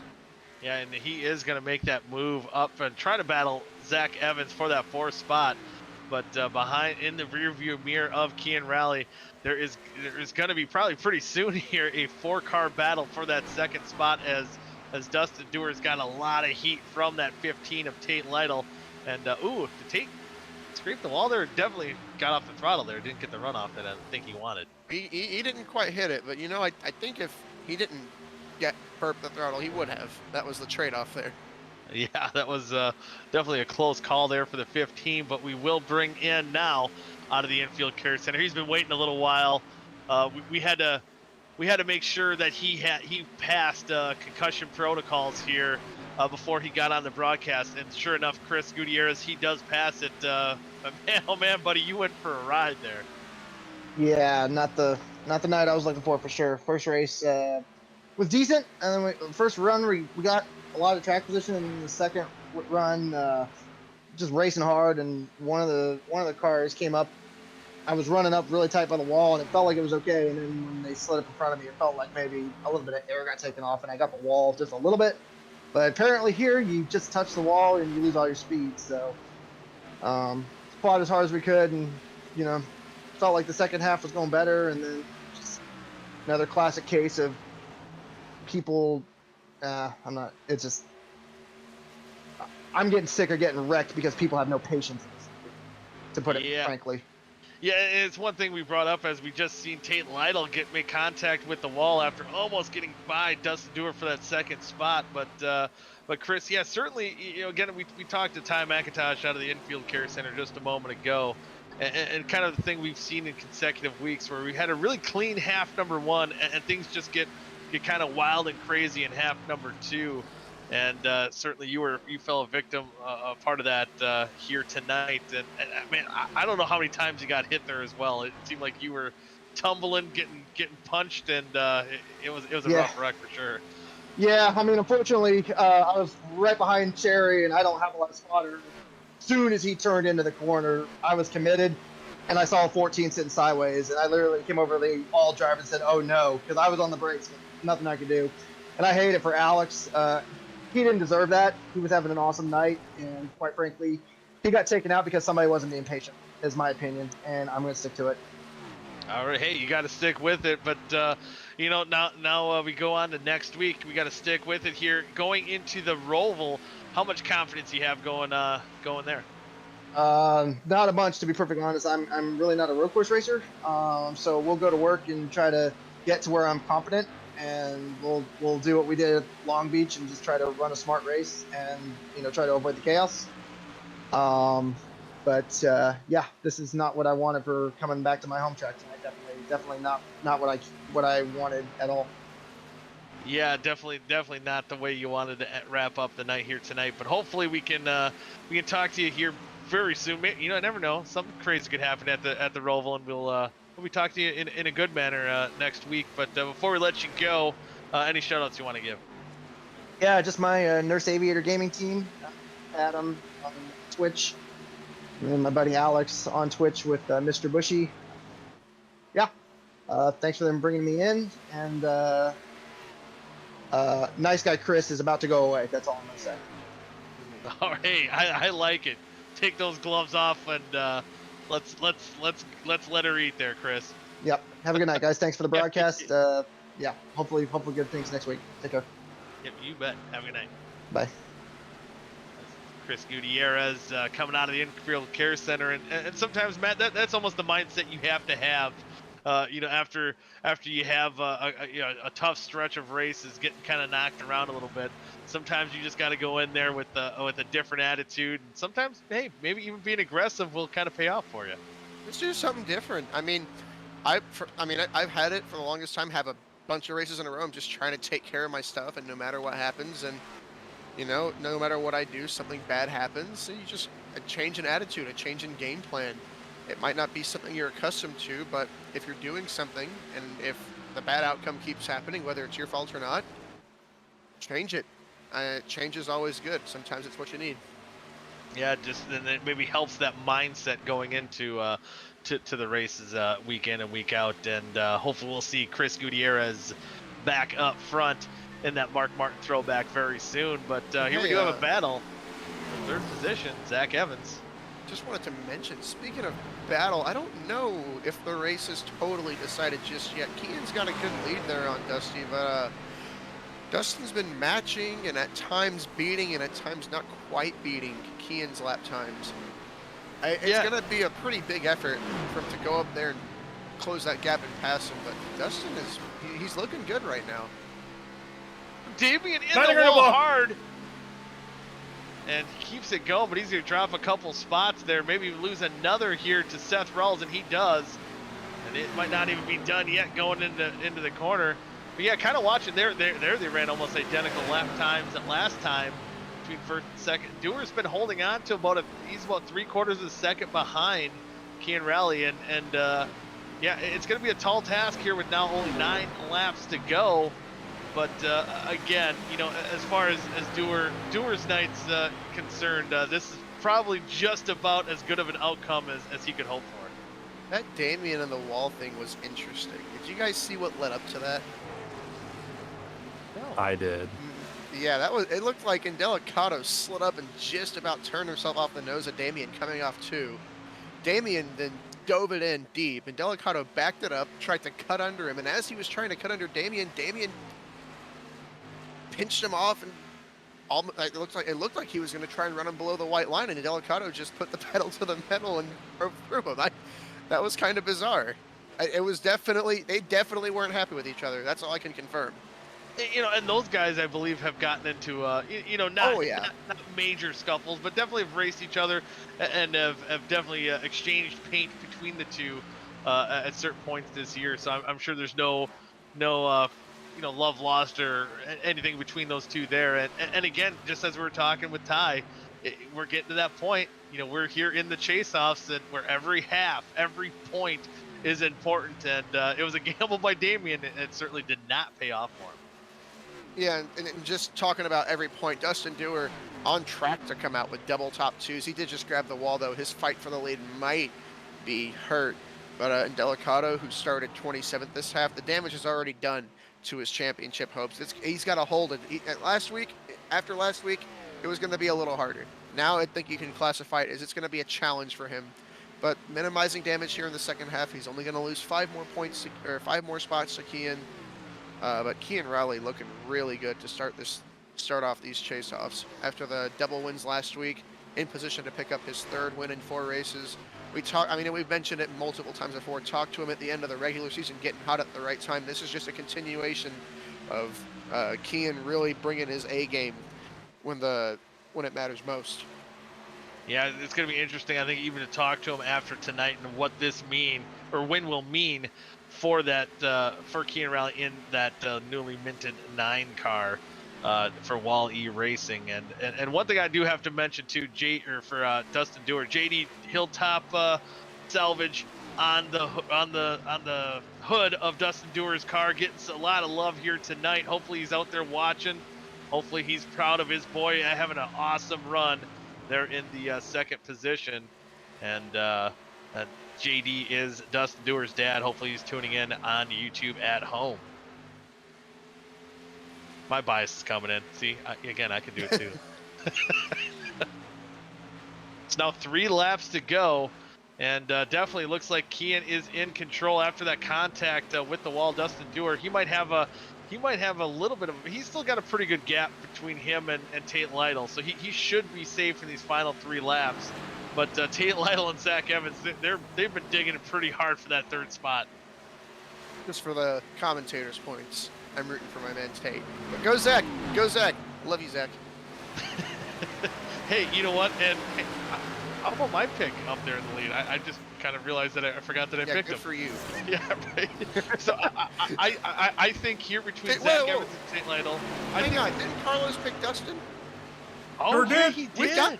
We've got the top 3 guys here. Wow, is that the first time we've ever done that? Wow, No, we're I don't smart. think so. We're smart. No, it'd be like the 3rd time. Okay, so we're smarter than we thought. Well, hey, Yeah. we started this half 10th, 13th, and 14th, so those are some good picks. Solid night. Well, we do have one more lap to go. Kian, he's just got to coast it through and bring it home with the win here tonight. And he's inching closer, noting once he crossed that line, he's going to inch closer. I believe he's only 1 win shy of Indelicato now for wins on the season, so that could fuel that rivalry up just a little bit more. But this battle now with Zach Evans and Tate Lytle, Dallas Myhand involved in that. But coming out of turn 4, Kian Rally for Wall-E Racing coming home with the victory. Dustin Dewar brings it home 2nd. Tate Lytle holds on to that 3rd position. Zach Evans 4th. Dallas Myhand 5th. Nick Indelicato does salvage that 6th spot. Rocket Man 7th. Dylan Thomas 8th. Jordan Tarbell, how about that, with the 9th. And rounding out the top 10 is Damian Leininger. So yeah, that definitely going to be a shakeup in the points next week. There now Dewar congratulating the new Wall-E Racing driver of Kian Rally, and again, what a night for both those gentlemen. You want me to? I can take 3rd place if you want to interview your buddy there. Okay, we'll do it. I got to interview. I already interviewed Tate. I love it. I love it. And then we see Kian burning it down in that number 9 car. That, you know what, for a quick turnaround with the teams and the rides and how that all played out, that's a pretty slick looking machine there. I'm gonna say, hasn't really missed a beat on track or the paint booth, huh? Yeah. That was made by Ray Bracy. Ray Bracy. Oh man, hey, I said I liked that 80 car before the broadcast. Man, he knows how to get it done. Put together another banger there, absolutely. Yeah. I think the only thing it's missing is Bracy's cat on it, though. Maybe not. Oh, maybe. That's just a Ray thing. That's just for Ray. That's a Ray thing. I don't think we need to explicitly ask for that. I think I'd appreciate it if one of them watched this and that cat shows up somewhere on the side of the car next week. Yeah, that's. We'll see if they're paying attention. Yeah. Ray, it's on you now, Ray. Ian, if you're watching this, tell him. Yeah, tell him now. So I believe I'm trying to count with the win stickers there on the C post there for Kian. That's he'll be too shy of too shy. Okay, so now he's too shy. Okay, so get definitely getting closer here. But with that, we do have, well, I think the interview room overfilled, but a little conversations going on there. But we'll bring up our 3rd place finisher, Tate Lytle. So we'll let Matt take this one away. Yeah, Tate, usually it'd be goody talking to you for finishing 3rd, but I'm sick of talking to you, Tate. He doesn't like talking to you anymore. But it looked like for a little bit there early in the going you were going to have a say even after that first incident, but things didn't quite look the same after that wall contact. Did it hurt you that bad? Yeah, we were a little slow on the straightaway. Yeah. I mean, you haven't really ran OSCA at all this season. So coming in tonight, you kind of joined that practice session pretty late there. How much more comfortable did you get as the race went on? And do you look forward kind of to doing a couple more here as the season closes down? I do. It's still a B car. It's not like it's something I hadn't run before. I mean, we still did plenty of practice with that one, so it was fun. Yeah, and I guess, and even with a car that there's not really a whole lot to learn, I guess. But I am curious, how bad was it on the fresh tires when they weren't quite up to temp at the start of the runs? Oh, they were great. They were great? Yeah, grip galore. Like even on the very first 2 laps. I'm speaking to the alarming amount of drivers that spun out like as soon as we went green. You didn't have any of those issues? I don't know what they're talking about. I was ripping the fence, dude. We were making time. Dude, you know what? I grip galore. I think if Tate ever made a racing T-shirt, that has to be on there. Grip galore. Yeah. I love it. Yeah, Well, I mean, we Tate- just pinned oh, it go on the ahead. outside. We just pinned it on the outside, dude. You know, and then until we oh. hit the fence. Yeah. I picked you in this second half here tonight. Finishing third is pretty good for me. Thank you, by the way. Usually when I ask interview questions, guys have a little bit more to say, but I guess I'm not as entertaining as you thought I would be because not really helping me out all that much here. Sorry. You see that? He wants to go home. But hey, he has the best line. I He am had grip. He had grip. He had grip galore. Yeah, he's I'm sweating bullets over here, man. I've never. I am home. Are you comfy, Tate? I'm a little warm, but otherwise not bad. That's good. Hey, Carlos, do you have any questions for Tate? Hey, Carlos, Sure I got you don't. to win the race 1, bud. What did he say? I don't know Sure what Carlos don't. said, but I told Carlos. Yeah, we still don't know what you said, but I said I got you that win in race 1. You sure He did. got, you sure did. I still don't know what he said. No one does. Vic, you got any questions for Tate? What's that? I said Vic. Oh, Blue, Vic. you got any questions for Tate? Yeah, why aren't you coming here next week? I gotta be at my college. That's Oh. lame. Yeah, I agree. Some would call it a career. I honestly thought it was something golf related. So No, it's Logical. winter time. You don't golf in the winter? I There's mean, I snow don't on know the if they have ground. indoor golf Oh. areas where you're at. Okay. Just use like a neon yellow ball. Why can't you golf in the snow? Dude, have you ever made a snowball? Yeah. What happens when it gets on the ground and starts in the snow? Get The snow. big. Yeah. Oh. Yep. Yellow golf ball's not gonna help. Okay then. Well, Maybe spray thank you some for- Pam on it or something. this was a good interview. Thanks for educating. I loved it. I love it. It's certainly a unique one here. I can't wait to be done interviewing after tonight. Do you have any shout outs or anything you want to give Tate? Matthew Bayuk. That Oh, man is God. a legend. I think he's the best thing ever. Yeah. He's probably the GOAT. Probably. And then, You're not so Seth- sure. whatever Seth Rawls' design thing is, shout out to him. And let's see. Shout out to Carlos. Are you not gonna shout out Brent Wentz? I'm getting there. Okay. Shout out to Don't- Carlos don't for rush believing him. in me. Shout out to Goody for being a GOAT. Shout out to Brett Wentz. Days Gone By. Go check out his Etsy page on Twitter. He's the man. Go check it out. He's got a lot of dope shit on there. And I'm out. Thanks, Vic, for allowing me here. All right. It's Tate Lytle coming home first and third tonight. Thank you, Tate. Sorry, Vic. Love you. You know, Love you too, pal. Let's all I can picture is Tate's probably sitting in the corner, I don't smoking a cigarette with his sunglasses on. It's nighttime. You know, he doesn't give a damn. usually guys have a lot more to say. He was just like, yep, it was the B car. Yeah, I'm like, help me, man. And you know why Carlos picked him is he loves him so much more because it's not like Johnny Eckert when he got Oh, interviewed boy. was so long-winded, and there's the exact opposite. So that's where Carlos's love's coming from. That's You know, my I don't think I've ever felt more dead in the water talking to a guy on a broadcast. Hey, Well, I Dustin- had fun. Dustin- I had fun.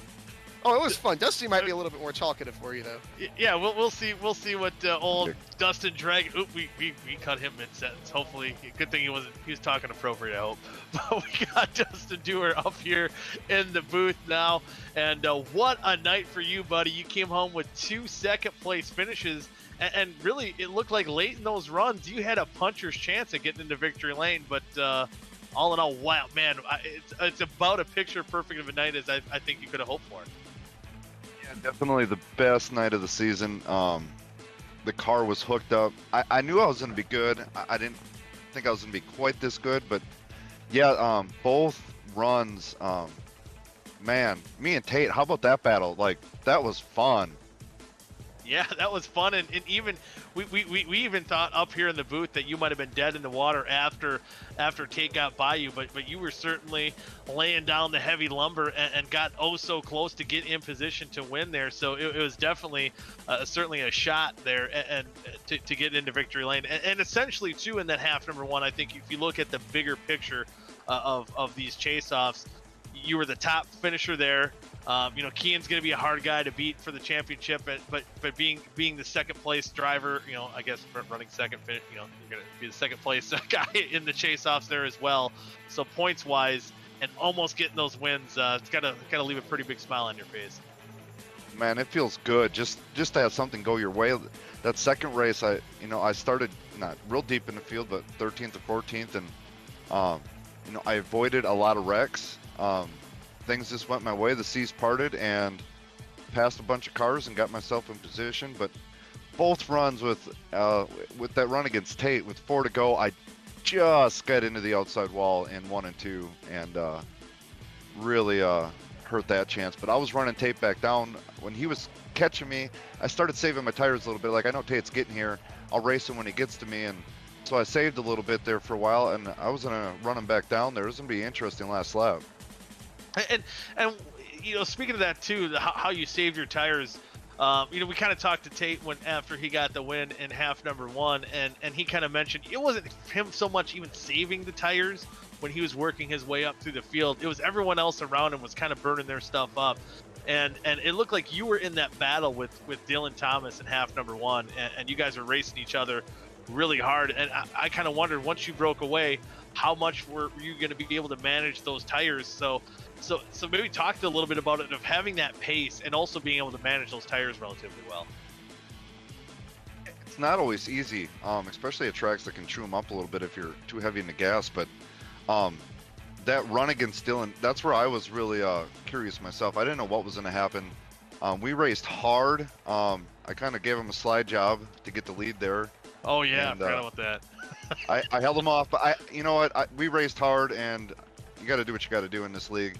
So hope he's not mad at me, but no contact. We should be good. But yeah, just not being too hard on that gas was everything. If you drove it in deep, that's where you're burning them off. And once I got by Dylan, and all of a sudden, 10 laps go by, and I look in my mirror and there's nobody. I'm like, man, this feels good.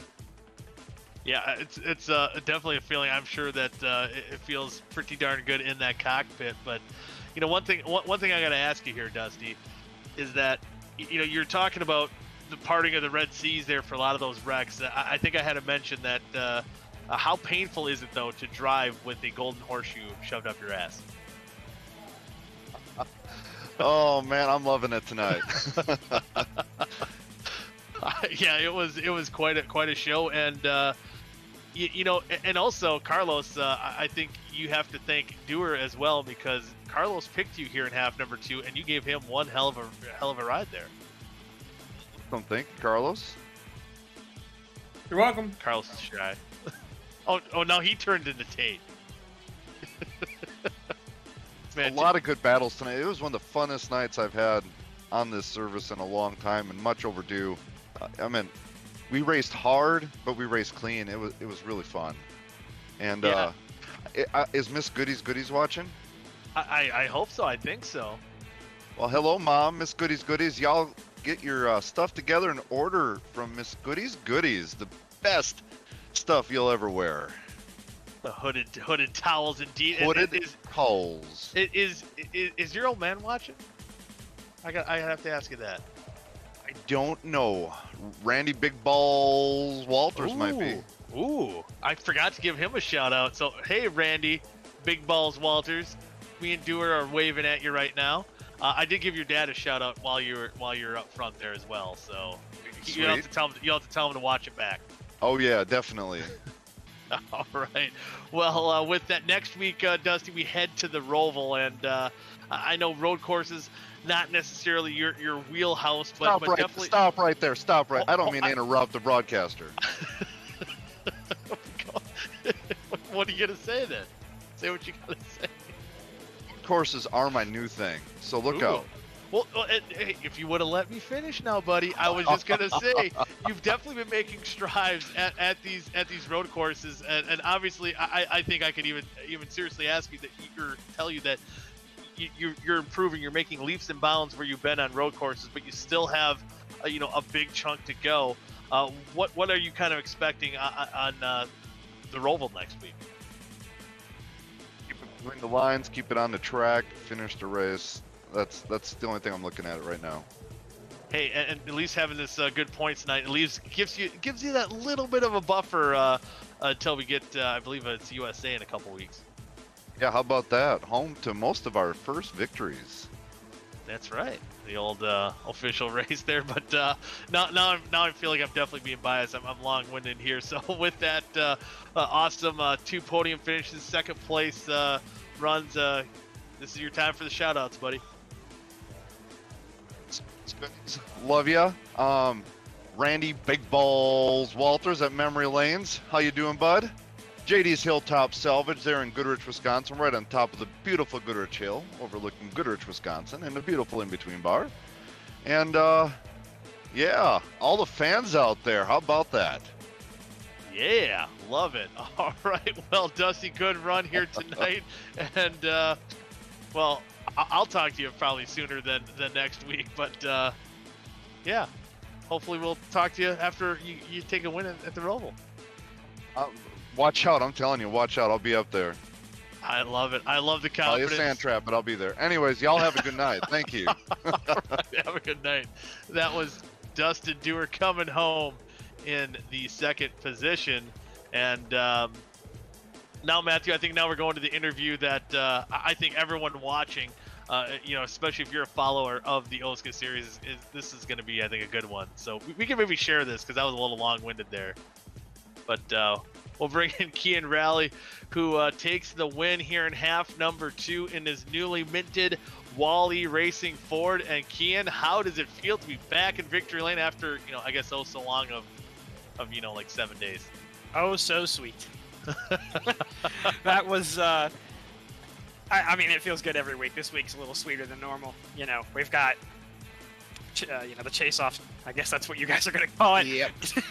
Yep. We got the chase-offs to worry about now. And to finish 5th and 1st in one night after winning both races last week, it's incredible.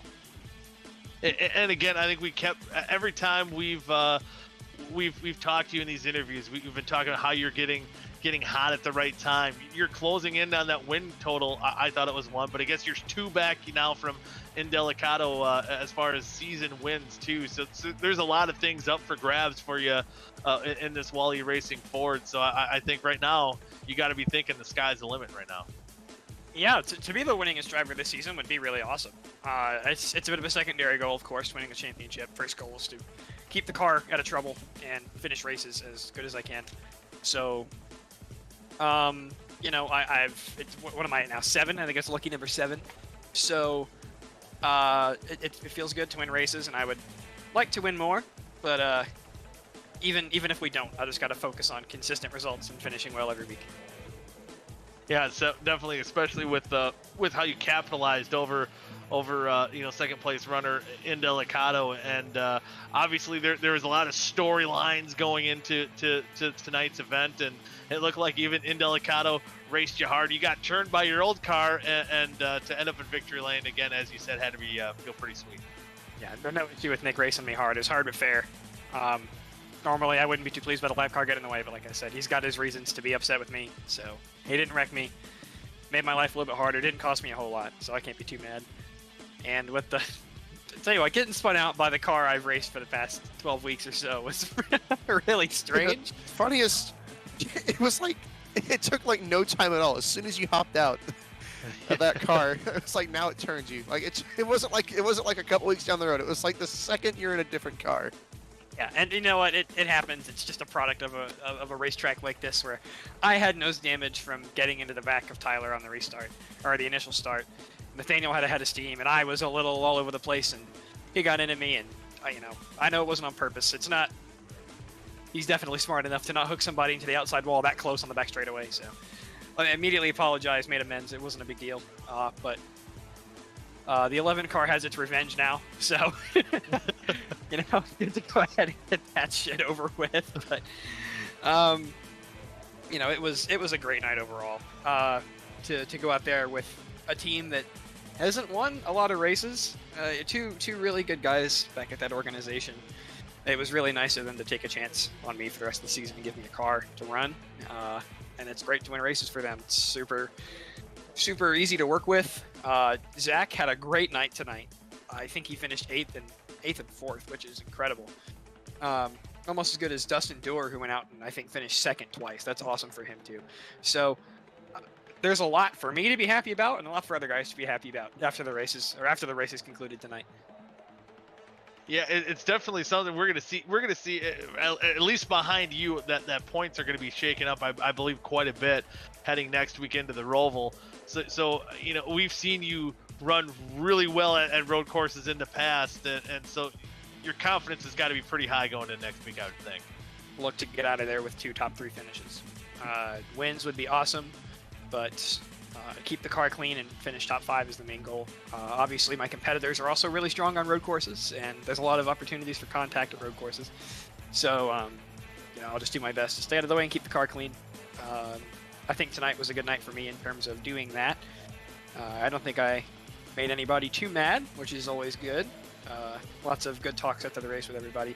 So, yeah, next week I'll obviously do my homework over the week. Look forward to getting out there and running well. I'd say anything besides a double top 5 would be considered a failure. Ooh, setting the bar high. Well, hey, and that's what you kind of need to do, I believe, at this stage of the going if you do want to come home with that OSCA championship. And yeah, it's going to be fun to watch. And you know, again, that drama of the Shift Esports and you kind of the departure there. You know, coming this week, kind of a talking point. Would there be revenge? And obviously, this week, relatively smooth. You know, besides the coincidental 11 car contact and then Delicado running hard as a lap car. So nothing, nothing too, I guess, unexpected. Do you still feel like that target's going to be on your back going next week into the Roval? The target's been on my back all season. It's gonna continue to stay there. You know, they're my buddies off the track. A great group of guys. Love spending time with them, but on the track, they've got a lot to be upset about.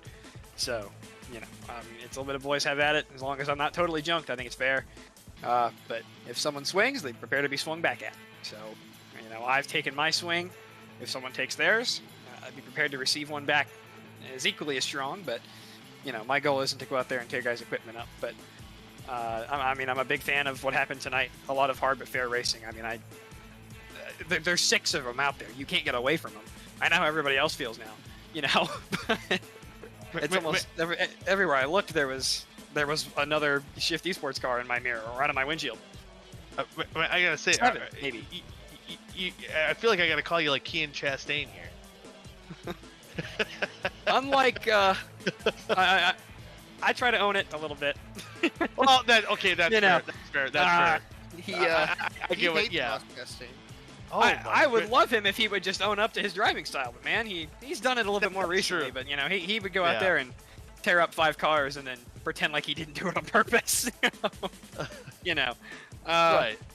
I'll own up to an aggressive driving style. I mean, these cars are bulky, they're big, they're meant to be roughed up under the right circumstances. So, you know, as long as you're not out there taking guys out, ruining their days completely, I don't think there's anything wrong with it.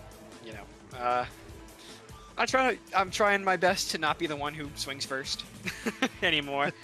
It was a little nerve-wracking tonight with a few points out there, but you know, ultimately we survived and had a great night. So that's all that matters.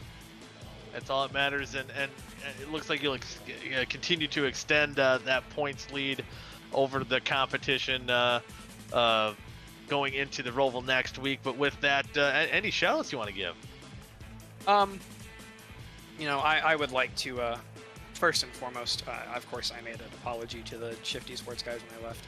I'd like to apologize to Johnny and DJ. Is this the first week I don't get to thank them for coming on board my car?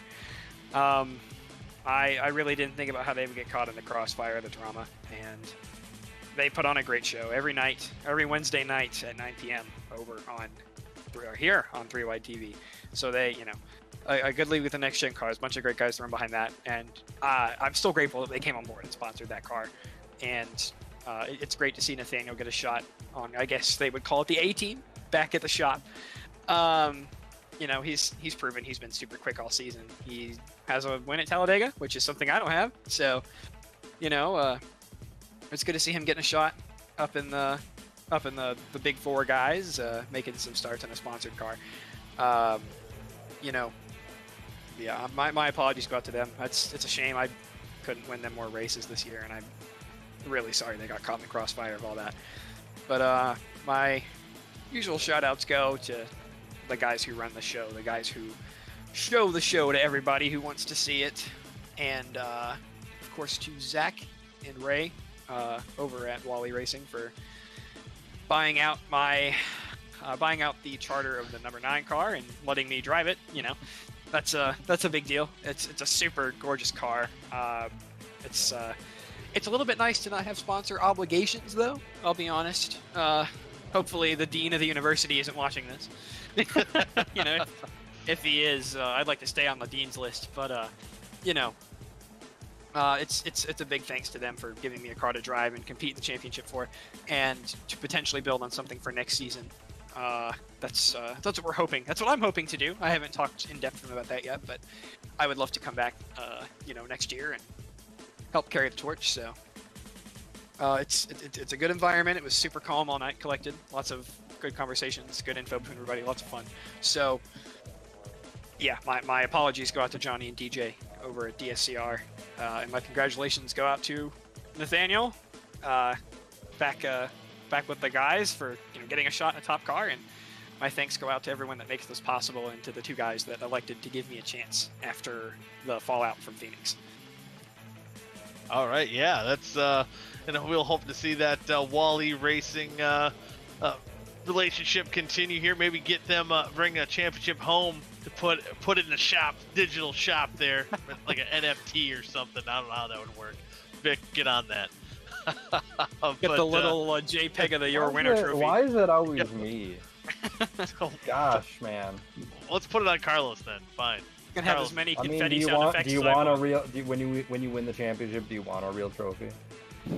No. I can arrange for that. I said a digital NFT. I'm saying if he wants a real trophy, I could arrange for that. I'll do with a Your Winner sticker. Okay. Oh, there you go. My desk is unfortunately very small. We can always start a trophy case for you, pal. There you go. But I mean, yeah, a digital trophy and bragging rights is enough for me. As a real trophy would be cool, but you know, I'm not too reliant on hardware. I've got my winner stickers on my little video game race car that makes me happy. So, you know, that's enough for me. And we'll, you know, hopefully if I win the championship, we'll get the bragging rights to come along with that, and a few more of the little winner stickers on my virtual race car. So then you can paint the driver's suit with the OSCA champion on it. You're gonna have to start putting the winner stickers down on the side skirts if I win any more races. So yeah. Yeah, I don't know. I've got a lot. I'm talking a ton, but I've got a lot to be grateful for right now. So tonight was a big win. Very, very sweet. A sweet win indeed for Kian. But with that, we'll let you go celebrate now, man. And it's not that late either. I can mess around for a couple hours before I have to go to bed, I guess. See, there you go. There's some great racing tonight too. Overall, I mean, 2 really good halves. So you know, you love to see stuff like that. Heck yeah! I mean, a little chaotic again at half number 2, but overall it was definitely guys. Lots of green flag laps, and I'm so glad that 2-tire call paid off. Oh, I didn't even realize that. That's why you got the lead. I expected a question about the 2-tire call. You know, I was the guy who pulled that off. Matt, did you notice? You don't even know who's leading half the time, Matt. What? Well, on restarts, I don't know who's picking the lanes. Let's not stray away from the truth here. All right, that's fair. Yeah, I went down and I was like, well, we only ran about 7 laps. You may as well stick right sides on it and see what the hell happens. Well, it worked. I gained 7 spots and nobody got near me, so good for me, I guess. Yeah, definitely paid off. Just one thing, I guess, that kind of went over the radar here, but again, congratulations on the win. Yeah, I appreciate it, guys. Thank you. Yeah, you bet. That is Kian Rally coming home with the win, extending that points lead Matthew. And wow, any final words after another kind of wild night? You know, we ended out last week with a fairly even race for the championship, right? And now, not just Nick, but Damian and Ty, I mean, Kian's going to have a pretty big lead over this championship. And I'd say, like, yeah, you know, Nick and Damian are pretty good at road courses, but so is Kian. So, as we head into the Charlotte Long Roval next week, I can't really say who's going to be the favorite going into that one, but you know that everybody's going to be chasing the back of that number 9 Kian Riley when it comes to season standings, as we only have 3 more weeks left in the season. Yeah, 3 more weeks, but 6 more halves to battle it out, and we'll see how that unfolds right here on 3 Wide Racing Television. And again, we'll be back next week at the Charlotte Roval, the Long Roval. Not many people will be familiar with that, as I am not. So we'll learn that together again right here on 3 Wide Television. Same time, same place, right here. And for that, or with that, like to thank Vic Bloom, Matt Bayuk, and Carlos Acosta for joining me on this endeavor here tonight. I've been your host, Mike Goodman. Until next time, good night now.